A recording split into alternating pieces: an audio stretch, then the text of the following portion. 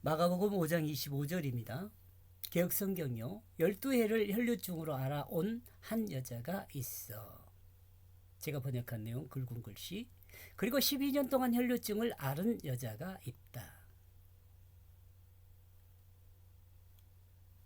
12해와 혈류증이란 역사적 사실은 사건적 사실과 의미적 사실의 절묘한 만남을 표현하고 있는데, 사건적 사실은 12년 동안 고생한 여인의 실제적 사건을 이야기하며, 다음 내용은 야고보 자손 이스라엘 백성을 지칭할 수 있습니다. 그리고 예수님의 그 12제자를 의미할 수도 있습니다. 이렇게 볼 때 혈류증은 12년은 이스라엘 백성을 이야기한다고 볼 수 있고, 12살 소녀의 12세는 새롭게 활동할 12제자를 지칭한다고 볼 수 있습니다. 이건 제 해석이에요. 여러분 다르게 생각할 수 있어요? 이렇게 볼 수 있는 이유는 12해가 목적격을 취하고 있다는 점에서 그렇습니다. 즉, 이야기의 진행은 이스라엘 백성과 12제자에 관한 설명을 목적으로, 또한 12제자들을 교육하기 위한 예수님의 그 목적을 반영하고 있다고 볼 수가 있어요. 이를 종합하면 구원받은 하나님의 백성은 12이라는 숫자로 표현하면서 하나님의 백성이 되는 조건의 믿음을 설명하고 있다고 볼 수가 있습니다. 이러면서 마가복음 5장 25절의 내용은 앞으로 진행되는 이야기에 대한 마가복음 6장 13절까지 그 내용의 전체적인 틀을 구성하고 있다고 볼 수가 있습니다.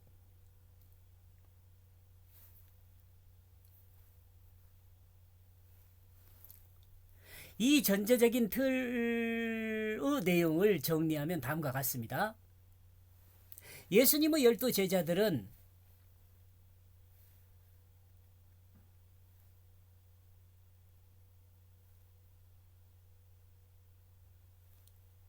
예수님의 12제자들은 하나님의 다스림을 받는 백성은 이란 말이죠. 예수 그리스도를 통해 성취할 일을 믿음으로 받아들여야 한다는 그것을 이야기하고 있습니다. 그리고 예수가 지극히 높으신 하나님 말씀인 그것과 예수님의 구원 계획을 성취할 구세주임을 믿어야 함을 드러냅니다. 그리고 인생의 문제를 해결하기 위해서 필수적으로 예수를 붙잡아야 한다는 그것을 말해주고 있다고 저는 이해했습니다. 예수님 이전 구약이죠. 이스라엘 백성은 피의 제사를 통해 인생의 문제와 죄의 사함을 받고 구원의 문제를 해결할 수 있다고 믿었을 수 있습니다. 그리고 예수님은 그 믿음의 실체로 인생의 문제와 구원의 문제를 해결하는 예수 그리스도의 십자가 대속의 그 피를 믿는 믿음에 있음을 확실히 설명하려는 그 목적이 있다고 생각합니다. 동물의 피가 아니라 예수 그리스도 대속의 피가 자신의 죄의 문제를 대속함을 믿는 것이 죄의 사함을 받는 것이며, 하나님의 자녀와 자녀됨과 하나님의 사랑과 자녀됨과 하나님의 기쁨이 된다는 복음을 받아들이는 것이 된다고 설명하고 있다고 저는 이해했습니다. 이 믿음이 옛사람이 죽었다는 것을 믿는 이 믿음은 옛사람이 죽었다는 것을 믿고 예수 생명으로 거듭난 그것을 믿는 것이 되기 때문에 그렇습니다. 이 믿음이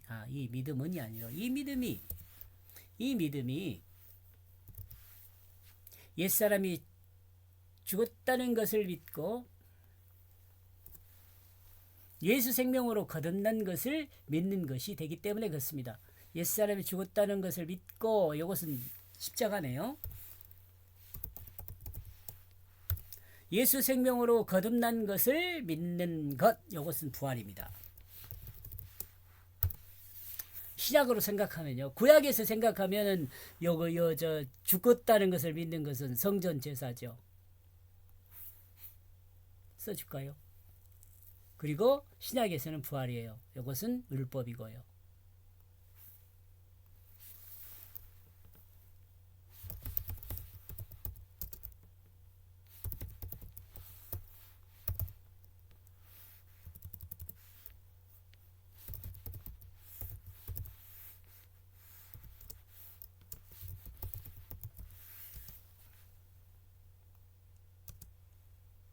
이것은 부활. 여기서는요.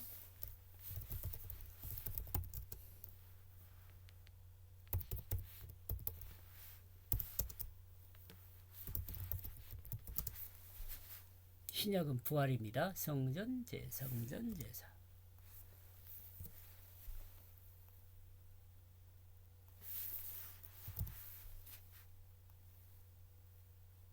(25절) 그리고 12년 동안 혈류병을 앓는 여자가 있었다. 12년 동안 혈류병을 앓는 여자가 있었다. 여기까지 보겠습니다. 고맙습니다.